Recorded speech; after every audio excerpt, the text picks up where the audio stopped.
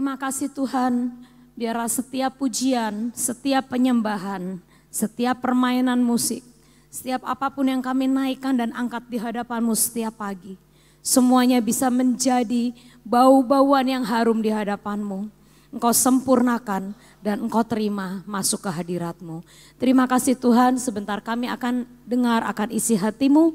Engkau persiapkan akan hidup kami untuk kami boleh mendengar dari Engkau. Di dalam nama Tuhan Yesus kami berdoa dan mengucap syukur. Amin. Shalom saudara. Hari ini saya mau share sesuatu tentang apa yang saya dapat waktu saya nonton film Last Supper. Saya pengen tahu dulu, di antara saudara kira-kira berapa orang yang sudah nonton tentang film Last Supper ini? Coba bisa angkat tangan. Ya 40%. Ya, jadi beberapa waktu yang lalu di bioskop itu ada film tentang perjamuan akhir. Dan menurut saya itu film bagus banget karena gini, biasanya film itu menggambarkan tentang hidup Yesus sampai dia mati di salib. Khususnya film Passion of the Christ waktu itu filmnya kan tentang kematian, tentang penderitaan. Nah, ini film yang Last Supper ini dia banyak membahas khusus tentang hal-hal yang terjadi sebelum kematian Yesus itu. Sebelum Yesus dipukul, sebelum Yesus dicambuk, dan intrik-intrik yang terjadi sebelum Yudas menyerahkan Yesus. Nah, jadi di film itu banyak dibahas tentang perspektif dari Yudas dan dari Petrus. Karena murid Yesus itu kan ada 12. Tapi yang mengkhianati Yesus di detik-detik terakhir itu ada 2 orang itu. Ya, yang lainnya cuma lari ketakutan, tapi ada 2 orang yang sebenarnya dalam tanda kutip menyakiti hati Yesus secara manusia. Yaitu yang pertama adalah Yudas karena dia yang menyerahkan. Dan yang kedua juga tidak kalah menyakitkan adalah Petrus. Ya. Karena dikasih tahu, loh itu kamu kenal kan, itu guru kamu. Enggak kenal. Dia sampai 3 kali menyangkal. Jadi di masa-masa penderitaan terakhir Yesus justru dia itu seakan-akan nyelamatin diri sendiri, enggak mau ngaku kalau dia itu kenal Yesus. Nah, jadi film ini membahas tentang 2 orang ini. Tentang apa yang ada di pikiran mereka, tentang apa yang ada di hati mereka. Mereka itu hidup sama Yesus 3,5 tahun loh. Ya. Saudara, kalau punya teman satu kos, ya, hidup bersama selama masa kuliah aja, ya 3,5 tahun, 4 tahun itu kan masa kuliah, ya. Itu pasti kita punya kedekatan yang berbeda, ya. Makan bersama, ya, hidup satu atap, pagi buka mata ketemu sama dia, ya, mau tidur ketemu sama dia. Saya punya teman di waktu saya sekolah di Kanada dan teman itu sebenarnya teman saya dari SD. Ya, tapi kita nggak pernah hidup serumah selama di Cirebon. Tapi waktu itu kita tinggal selama kuliah bersama 4 tahun. Itu saya punya kedekatan yang berbeda sama dia. Ya. Jadi nggak mungkin tiba-tiba saya mengkhianati dia lalu menyakiti hati dia. Jadi saya ngerasa waktu saya ngelihat film ini, ya seakan-akan Yudas itu hidup sama Yesus selama 3,5 tahun. Dia tahu perbuatan Yesus. Dia tahu kebaikan hati Yesus. Dia ada di kapal waktu Yesus menghentikan badai. Dia ada di sana waktu Yesus memberi makan banyak orang. Dia ada di sana waktu Yesus menyembuhkan orang buta, orang lumpuh, orang tuli, orang sakit apapun. Dia tahu hati Yesus. Dia melihat perbuatan Yesus. Tapi kok bisa seorang yang dekat dan seorang yang hidup bersama Yesus 3,5 tahun. Makan, tidur, melek ngelihat Yesus, mau tidur ngelihat Yesus. Melihat semua perbuatan Yesus sepanjang hari. Kok bisa orang itu mengkhianati Yesus dengan seperti itu? Nah, sebenarnya jawabannya satu saudara. Yuk kita baca dulu dalam 1 Timotius 1 ayat 18. Ya. Kita baca sama-sama karena hanya 2 ayat. Ya, 2, 3. Tugas ini kuberikan kepadamu, Timotius anakku, sesuai dengan apa yang telah dinubuatkan tentang dirimu, supaya dikuatkan oleh nubuat itu, engkau memperjuangkan perjuangan yang baik dengan iman dan hati nurani yang murni. Beberapa orang telah menolak hati nuraninya yang murni itu dan karena itu kandaslah iman mereka. Jawabannya, kenapa Yudas menyerahkan Yesus? Adalah karena hatinya gak murni. Dan dikatakan di sini, orang yang tidak memiliki hati nurani yang murni, imannya kandas. Dan Tuhan berkata, di akhir zaman ini, apakah nanti kalau aku datang, aku akan menemui iman di dunia ini. Karena ini, banyak orang yang sekarang hati nuraninya udah gak murni sehingga kandaslah iman mereka. Jadi hari ini saya mau kita semua belajar, gimana sih caranya ngikut Yesus. Karena untuk ngikut Yesus secara bersamaan bareng-bareng gampang saudara. Saudara bisa jadi kerumunan orang banyak. Saudara bisa menjadi 12 murid Yesus. Ya. Orang banyak itu beriman gak sama Yesus? Iman. Waktu Yesus melihat, dia melihat Yesus menyembuhkan orang buta, imannya timbul. Wah hebat Yesus, memang dia ajaib. Waktu ngelihat Yesus menyembuhkan orang, membangkitkan orang mati, wah lebih beriman lagi. Hebat, gak ada itu imam-imam yang bisa membangkitkan orang mati, hanya Yesus yang bisa. Beriman mereka. Tapi saat Yesus disalib, saat Yesus sedang tidak menunjukkan kehebatannya, kandaslah iman mereka. Jadi hari ini Tuhan berkata, kita harus punya hati nurani yang murni di dalam kita mengikut Tuhan. Supaya apa? Sampai garis akhir, iman kita tidak kandas. Saya ngelihat di film ini, Yudas itu dari awal dilihatkan, alasan dia mengikut Yesus karena dia berpikir Yesus itu akan menjadi raja. Dan dia itu saat itu berkata, dan dia itu punya teman-teman politik. Ya, memang di Alkitab tidak ditulis, tapi saya yakin apa yang difilmkan itu biasanya sesuai dengan sejarah. Ya. Dan dia itu punya teman-teman politik, dan teman politiknya itu ngomong ke dia terus, kapan guru kamu mau bangkit memimpin kita untuk melawan Romawi? Lalu Yudas ini suka ngitik-ngitik Yesus, Tuhan, kapankah engkau akan menunjukkan kekuatanmu, akan memimpin umatmu untuk melawan Romawi, membebaskan kami dari penjajahan ini. Agenda pribadi. Dia punya agenda, dia ngikut Yesus. Karena dia punya pikiran, Yesus akan menjadi raja yang sesungguhnya di tengah-tengah bangsa Yahudi.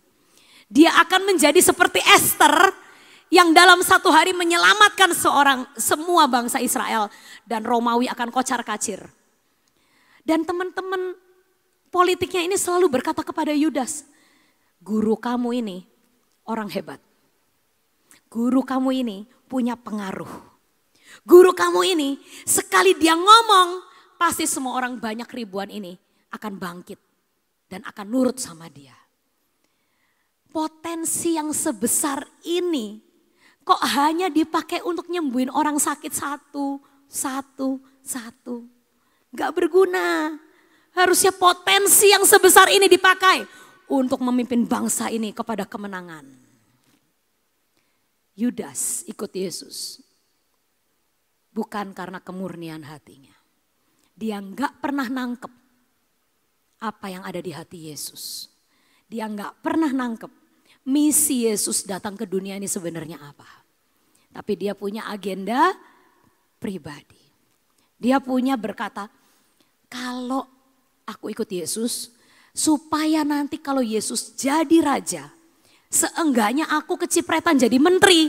Nah itu saudara, ya, saya di pihak yang menang, saya di pihak yang hebat, saya mengalahkan Romawi, saya juga akan ikut jadi pahlawan. Saudara, kalau kita mengikut Yesus karena suatu agenda, supaya kita diberkati, supaya hidup kita enak, supaya ini, supaya itu, aku. Kita gak akan pernah bisa mengerti hati Tuhan. Dan saat Tuhan menyatakan jalannya, hati kita akan sakit. Kenapa? Next slide. Orang yang tidak murni itu kandas imannya. Karena seringkali jalan Tuhan beda sama jalan kita. Cara pikir Tuhan lain sama cara pikir kita. Sehingga saat Tuhan menyatakan rencananya yang sesungguhnya, hati kita gak terima, pikiran kita gak terima karena gak cocok. Kenapa gak cocok? Kita gak pernah nyamain frekuensi sama Tuhan. Kita gak pernah nyamain jalan pikiran dan hati kita sama Tuhan. Karena apa? Punya agenda sendiri itu. Susah. Orang yang punya agenda sendiri gak akan pernah ngerti apa yang ada di hati Tuhan, apa yang ada di pikiran Tuhan. Makanya ada lagu yang berkata, ajari aku mengerti perasaanmu, mengerti detak jantungmu.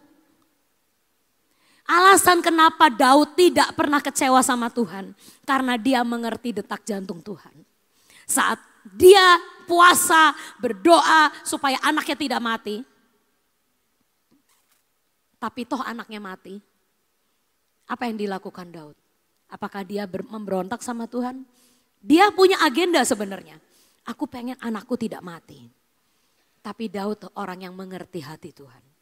Sehingga saat Tuhan memutuskan, kamu sudah berbuat dosa, kamu harus bayar harga, anak ini harus mati. Daud melakukan apa setelah anaknya mati? Berkabung? Enggak. Marah-marah sama Tuhan? Enggak. Dia tahu, aku memang punya keinginan. Tapi aku pun mengerti detak jantung Tuhan. Maka Tuhan sudah memutuskan aku harus bayar dosaku dengan anak ini. Begitu anaknya mati, Daud langsung bangkit. Dikatakan langsung mandi, langsung makan, ya kan? Lalu malah pergi lagi ke bait Allah memuji Tuhan. Itu namanya orang yang mengerti hati Tuhan. Saat Tuhan melakukan sesuatu yang gak sesuai dengan jalan dan pikirannya, dia akan tetap setuju. Dan dia tetap akan berkata, aku akan memuji Tuhan sekali lagi. Amin. Saudara, kita butuh iman yang seperti itu. Karena Tuhan berkata, ke depan ini adalah kita memasuki akhir zaman. Dan di Wahyu dikatakan akhir zaman, imanmu akan diuji. Kepercayaanmu akan diuji. Kasih antara sesama akan diuji. Dan kasih kita kepada Tuhan akan diuji. Kalau kita nggak bisa ngerti hati Tuhan. Dan mengikut Tuhan dengan hati yang murni. Kandaslah iman kita. Jadi hari ini mari kita belajar. Supaya kita memiliki hati yang murni. Amin saudara. Nah, saya mau bahas juga tentang dua tokoh Alkitab. Yang menurut saya memiliki hati yang sangat murni. Kita belajar dari yang laki satu, perempuan satu, supaya adil ya.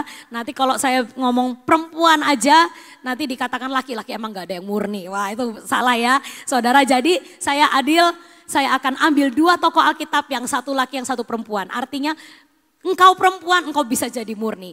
Engkau laki, engkau bisa jadi murni. Sekarang ini di mana, di internet, di sosmed lagi rame. Ada seorang tokoh politik yang kelihatannya sama istrinya sangat romantis. Ternyata wah hari ini lagi dicecer banyak kasus dengan wanita lain.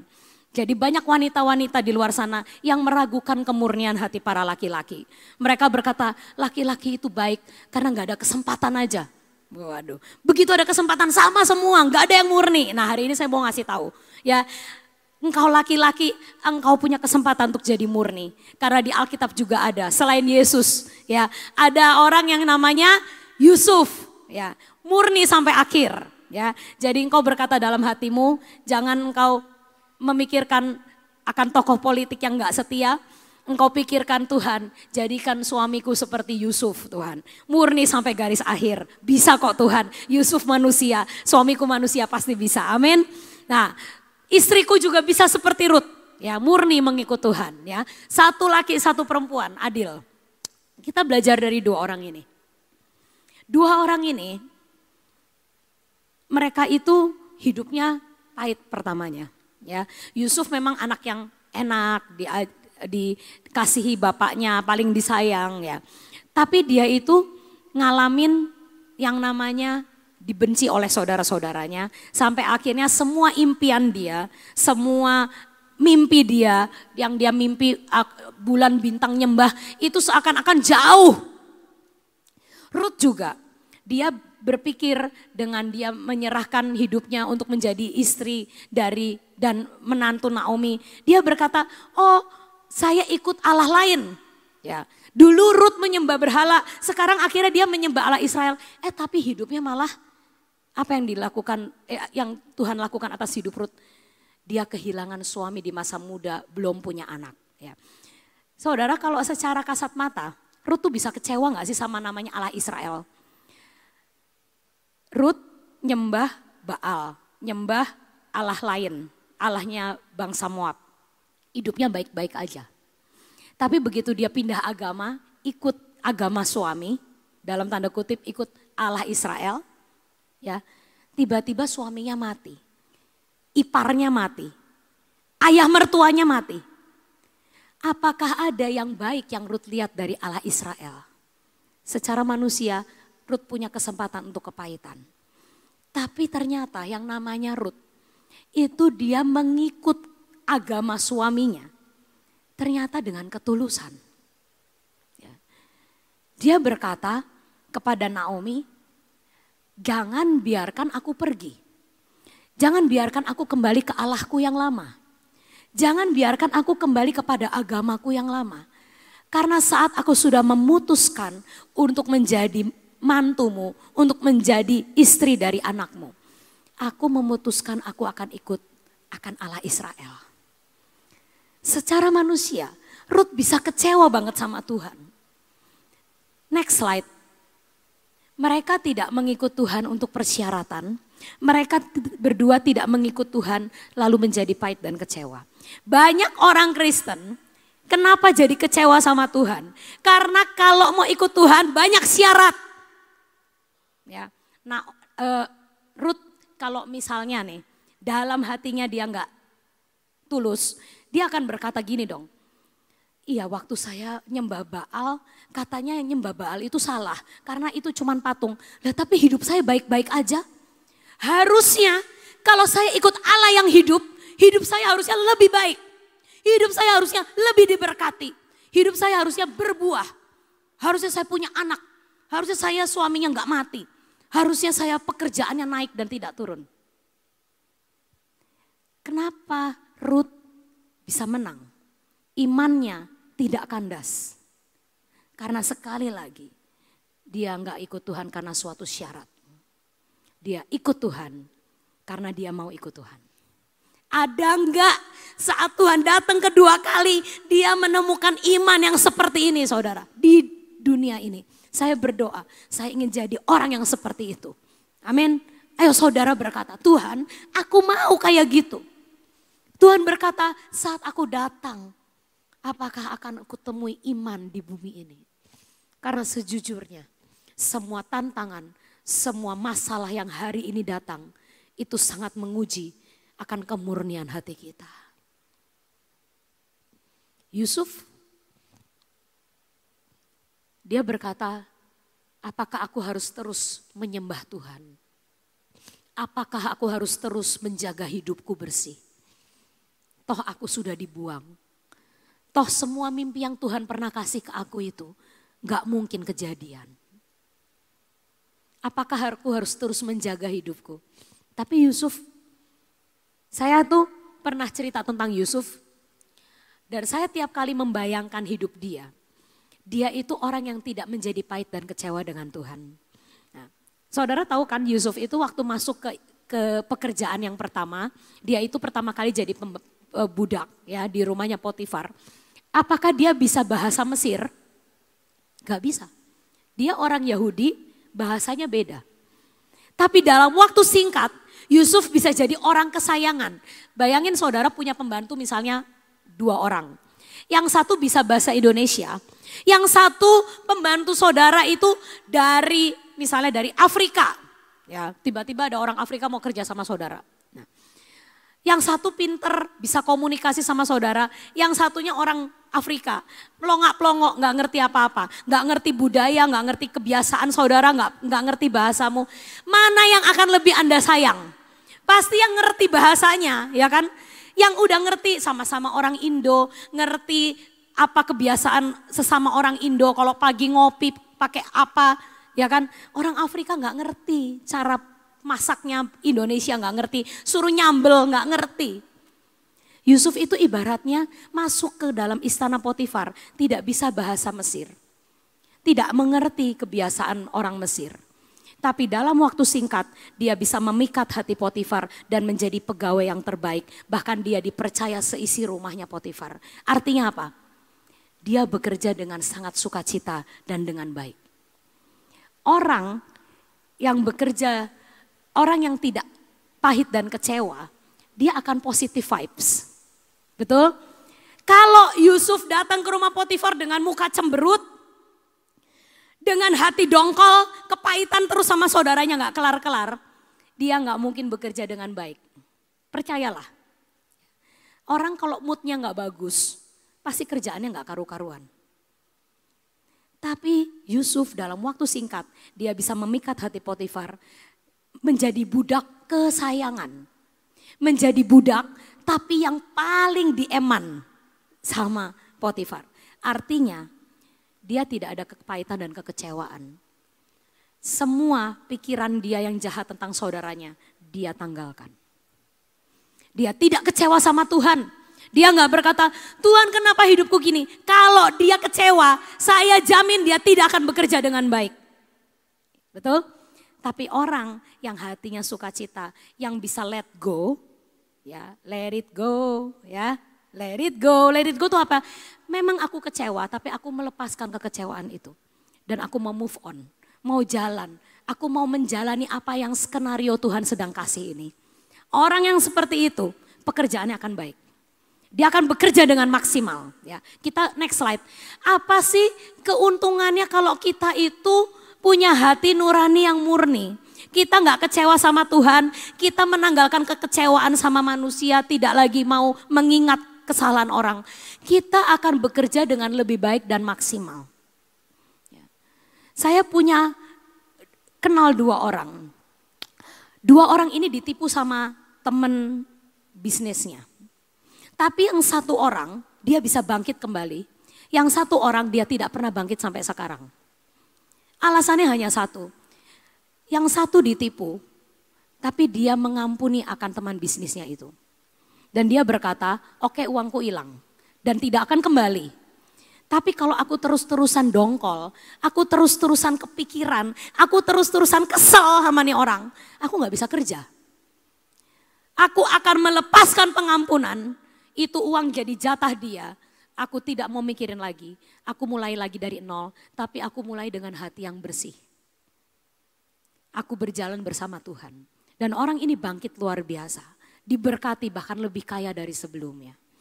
Tapi ada orang yang juga ditipu dan dia tiap kali dia memulai usaha, dia akan berkata, saya mulai lagi dari nol gara-gara dia. Saya harus berusaha lagi dari nol gara-gara dia.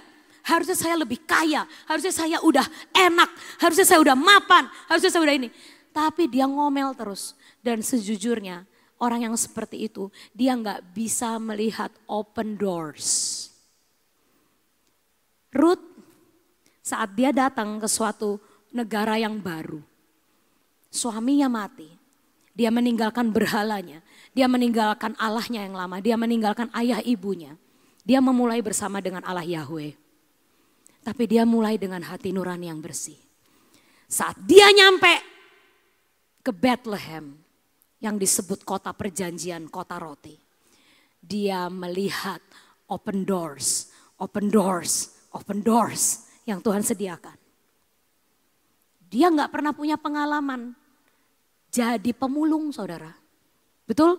Ruth waktu pertama kali masuk Israel kerjanya apa, saudara? Jadi pemulung. Tapi itu open doors yang dia lihat. Dia sakit nggak hatinya sama Tuhan? Kalau dia sakit hati, dia akan berkata, datang ke Israel, ngikut Allah Israel, kok kerjaan cuman jadi pemulung.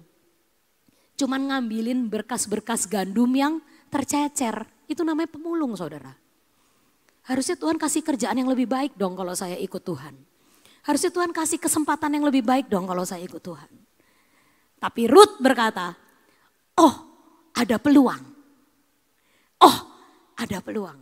Itulah orang yang tidak pahit, tidak kecewa. Ikut Tuhan tidak dengan persyaratan, tapi dia mengikut Tuhan dengan kemurnian. Dan dia melihat peluang itu. Dia melihat open doors. Oh, di Israel lagi musim panen. Positive thinking. Apa yang bisa aku lakukan ya? Oh, ternyata itu dia merhatiin kalau orang panen, yang sininya jalan, pemanen yang sesungguhnya, ternyata ada orang di belakangnya yang nunduk-nunduk ngambilin. Boleh ya kayak gitu? Dia nanya ke Naomi, "Mah, boleh ya mah kayak gitu?" Boleh. Karena memang sengaja orang yang menuai itu, dia harus meninggalkan untuk orang-orang miskin. Lalu Ruth berkata, itu peluang. Berapa banyak orang Kristen sombong. Dikasih peluang sama Tuhan, bilangnya, gak mungkin ini kerjaan buat saya. Saya kan anak Tuhan, masa kerjaan yang memulung. Kalau saudara pahit sama Tuhan, engkau gak akan pernah lihat open doors. Saya punya satu teman, setiap kali dia dikasih kesempatan, dia akan berkata, gak enak ini kesempatannya terlalu kecil. Saya tuh senangnya kerja yang sekali sabet dapat banyak. Gak senang tuh ngerjain dari kecil-kecil. Aku bilang ya udah terserah. Saya bilang berarti kamu pengen cari pintu gede. Ada 10 pintu kecil yang Tuhan bukakan kamu gak lihat. Kamu lagi cari pintu gede, semoga sebelum kamu mati kamu ketemu pintu gede itu. Aku bilang gitu. Karena apa? Orang Kristen kebanyakan sombong. Tuhan bukakan pintu, dia berkata, gak mungkin itu buat saya. Terlalu small. Tuhan kan Allah yang hebat, Tuhan kan raja, aku kan anak raja. Masa aku suruh jadi pemulung?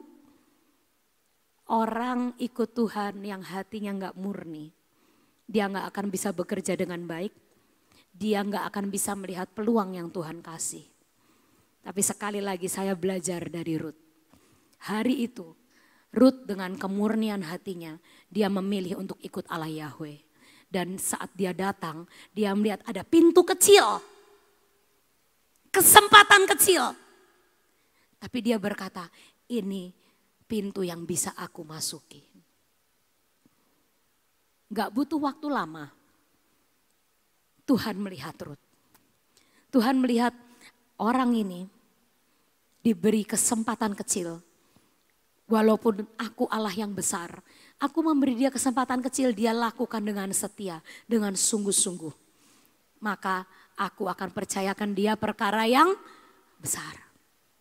Ruth memungut sebagai pemulung di ladang itu. Tuhan lihat kemurnian hatinya. Diangkat jadi nyonyanya ladang itu. Betul gak saudara? Dia memungut di ladang Boas. Jadi pemulung.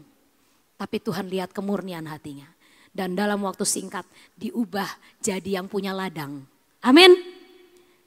Apapun pengikutan kita sama Tuhan, miliki hati nurani yang murni.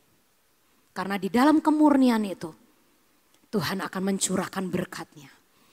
Tuhan akan mencurahkan kemampuan, talenta, hikmat, pengertian. Semua kekayaan itu akan bisa kita serap. Kalau kita tidak memiliki kepahitan. Kepahitan itu ibarat tembok, saudara. Kepahitan itu ibarat tembok yang menghalangi kita sama Tuhan. Tiap Tuhan mau mencurahkan apa, kita langsung, Tuhan mah gak sayang sama saya. Tiap kali Tuhan mau memberi sesuatu, kita berkata kecewa. Dia dikasih ini, kenapa saya cuman ini? Nah, terus ngomel, terus itu namanya kita lagi memagari diri kita sendiri dari berkat. Sekali lagi, tidak menjadi kecewa, tidak menjadi pahit, akan membuat kita menjadi lebih maksimal. Membuat kita bekerja dengan baik seperti Yusuf. Membuat kita bisa melihat peluang seperti Ruth. Amin. Yang ketiga, kalau kita hatinya murni, kita itu tidak pernah bisa mengambil shortcut atau keputusan yang salah. Yusuf, kalau dia pahit dan kecewa sama Tuhan, dia waktu digoda Tante Potifar, dia akan mengambil jalan shortcut itu. Betul? Dia mikir, Tuhan salah skenario. Tuhanku ini salah skenario atas hidupku. Harusnya aku jadi raja, harusnya aku jadi orang yang hebat. kok di tengah jalan destiniku dipotong sama Tuhan. Aku jadi budak.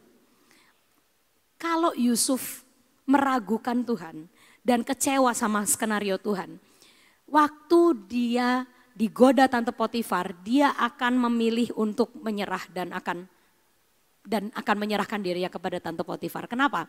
Waktu itu posisi dia udah enak.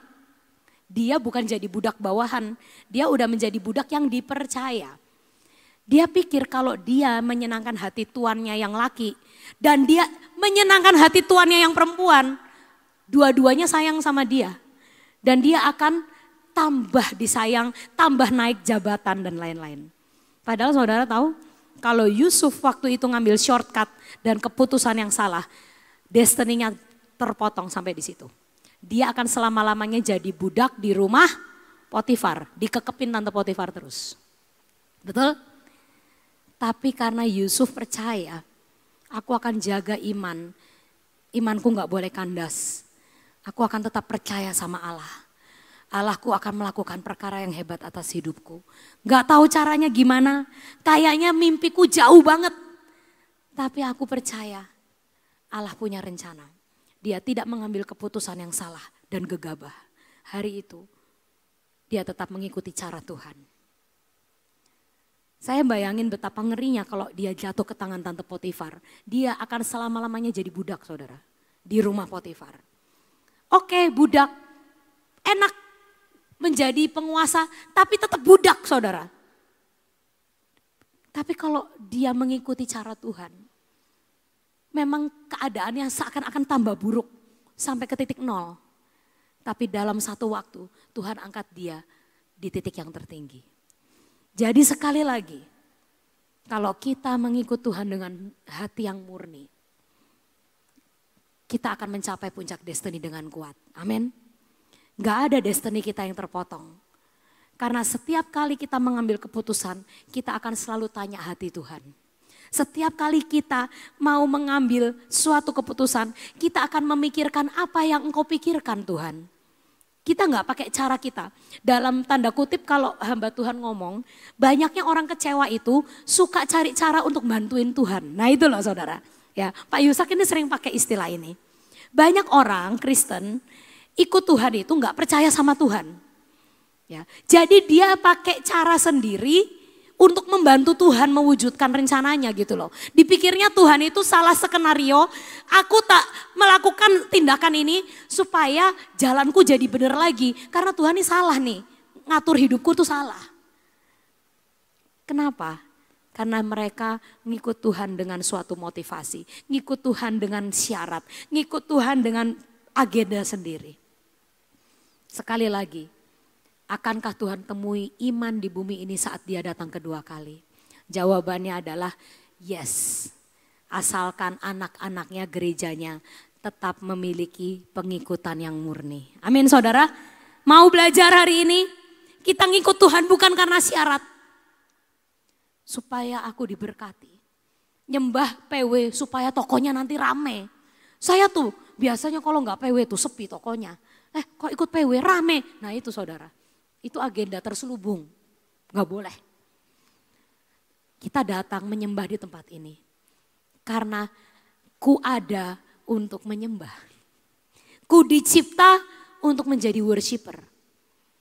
Kita hanya menyembah dan memuliakan Tuhan dan berterima kasih untuk semua hidup yang Tuhan kasih. Ada lagunya saya pernah ngarang, Tuhan kasih kata-kata itu. Ku ada untuk menyembah. Ku ada untuk memujamu. Ku dicipta untuk mengagumimu. Kita dicipta bukan untuk nuntut Tuhan. Kan aku anak Tuhan. Harusnya Tuhan begini sama aku. Enggak. Kebalik saudara. Kita dicipta untuk mencintai dia. Belajar memiliki hati yang murni dalam mengikut Tuhan. Kita enggak ikut Tuhan karena syarat. Tapi kita mengikut Tuhan karena kita adalah ciptaannya. Dan dia adalah Yahweh, Tuhan kita. Amin. Saudara, biarlah saat Tuhan datang kedua kali, kita ditemui memiliki hati yang murni. Kita mengikut Tuhan sampai garis akhir dengan kuat. Kita bekerja dengan baik. Kita melihat setiap peluang yang Tuhan kasih. Kita tidak melakukan keputusan yang salah.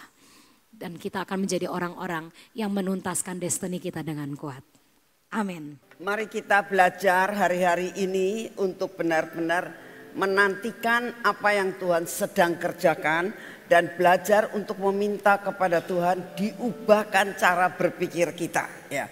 Selama kita cara berpikir kita seperti yang tadi diuraikan sama Sophie. Yaitu ikut Tuhan supaya begini. Sedangkan seharusnya minta diubahkan Tuhan. Ikut Tuhan karena aku tahu betapa besarnya kasih-Nya kepada kita. Kita diciptakan untuk menyembah, kita berterima kasih dengan apa yang sudah Tuhan lakukan dengan penebusan dosa. Itu adalah karya yang terbesar. Jadi kita diciptakan, kita ditebus. Rasa terima kasih kita yang kita lakukan. Sehingga kita itu kalau mengalami segala sesuatu jangan selalu kecewa dan mengatakan kenapa sih Tuhan aku harus ngalami begini. Kenapa sih enggak beres-beres. Yusuf pun bisa mengatakan begitu. Tuhan, aku kan hidup dalam kebenaran.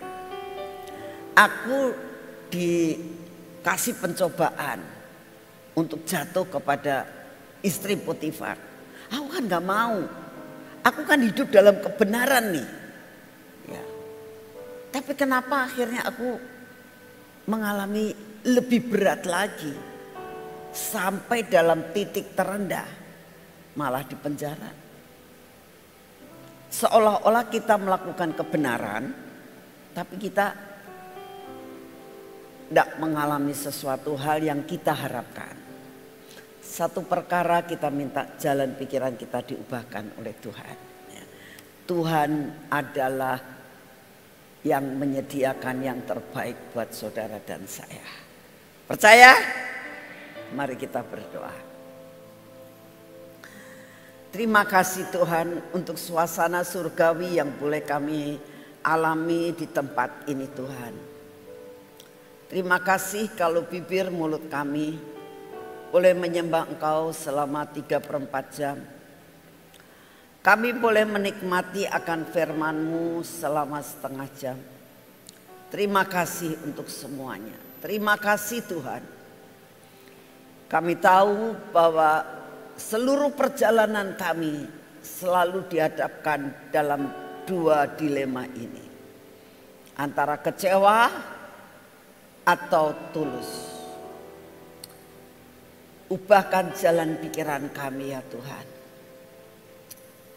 Ubahkan cara berpikir kami. Kami melayani karena kami mengasihi Engkau. Kami ada di tempat ini karena kami mengasihi Engkau. Kami mau menyembah karena kami mengasihi Engkau.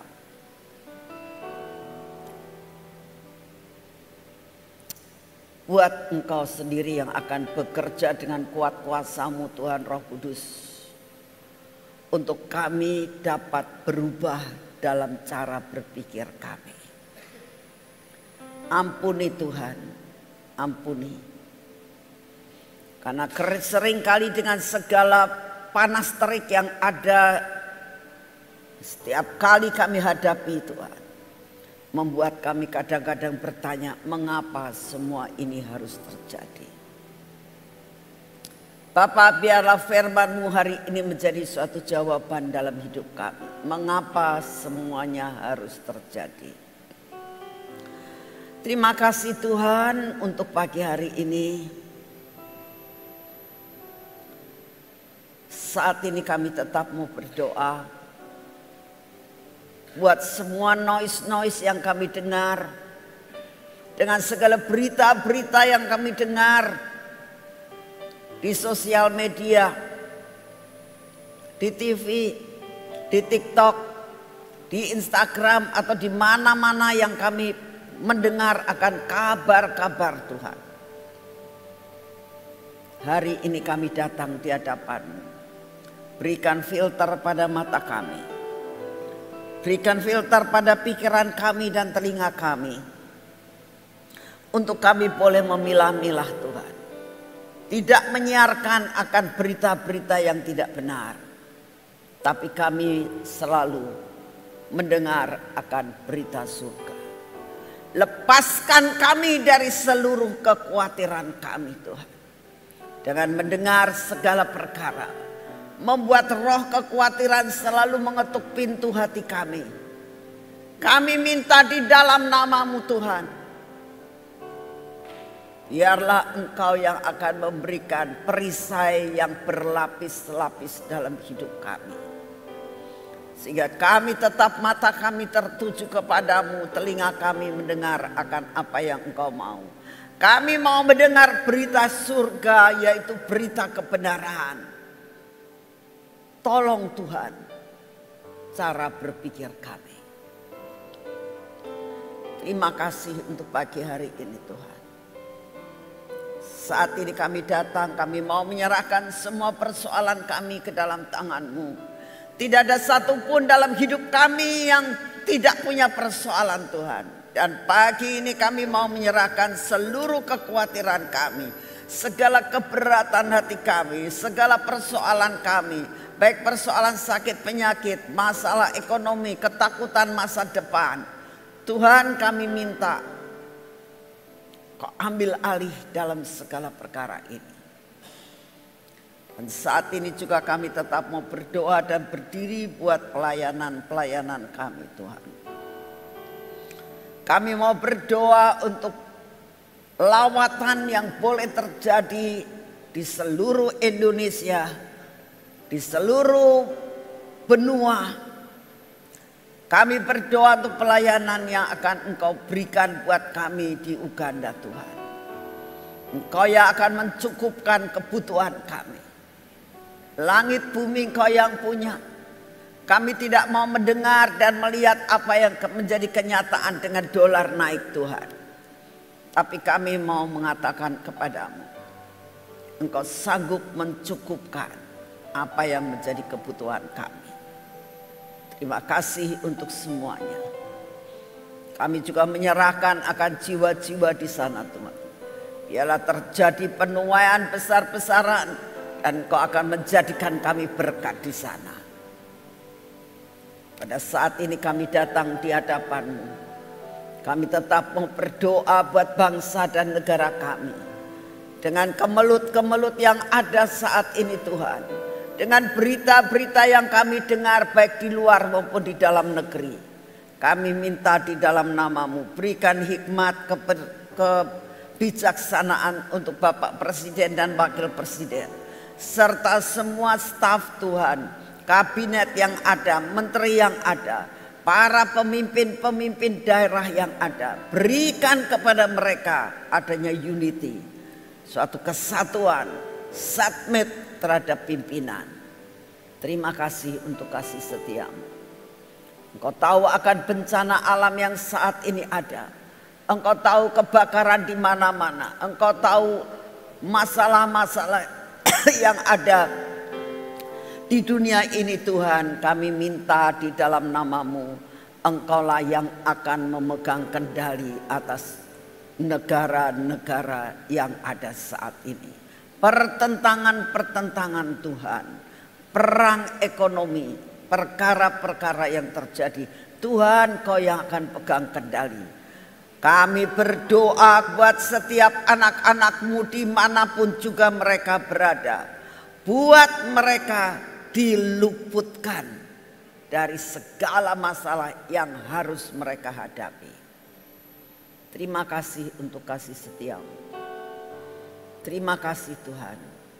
Dan pagi ini kami minta di dalam nama-Mu kekuatan baru, kesehatan baru, kesembuhan yang daripada-Mu. Buat kami percaya Engkaulah penyembuh kami. Engkaulah yang memberi kekuatan kesehatan buat kami. Engkaulah yang akan berjalan di hadapan kami dan memimpin kami mencapai destiny kami. Terima kasih Bapa untuk pagi hari ini. Segala kemuliaan hanya bagi-Mu. Kami mau menyerahkan hari ini di dalam nama Tuhan Yesus. Mari kita masuk ke dalam pengurapan.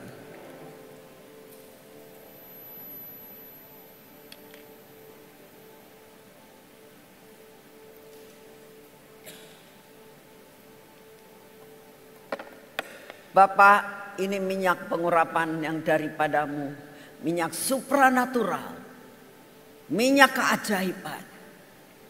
Biarlah supranatural dan keajaiban ini menguasai akan seluruh hidup kami. Menguasai akan mata kami Tuhan, akan telinga kami, akan bibir, mulut kami dan hati kami. Buat Tuhan hati kami tetap melekat kepadamu. Hancurkan semua roh kekhawatiran kami, roh ketakutan yang ada dalam hidup kami, roh ketidakpercayaan dalam hidup kami. Hari ini kami akan melakukan semua pekerjaan kami Tuhan. Kau berkati tangan kami, Kau berkati kaki kami. Biarlah perjalanan kami menjadi perjalanan yang berhasil pada hari ini Tuhan. Apa yang kami kerjakan menjadi berhasil. Tangan kami berlayak untuk menerima berkat-Mu hari ini. Biar semua lumbung-lumbung kami menjadi penuh oleh karena anugerah-Mu. Terima kasih untuk semuanya. Dalam nama Tuhan Yesus. Amin.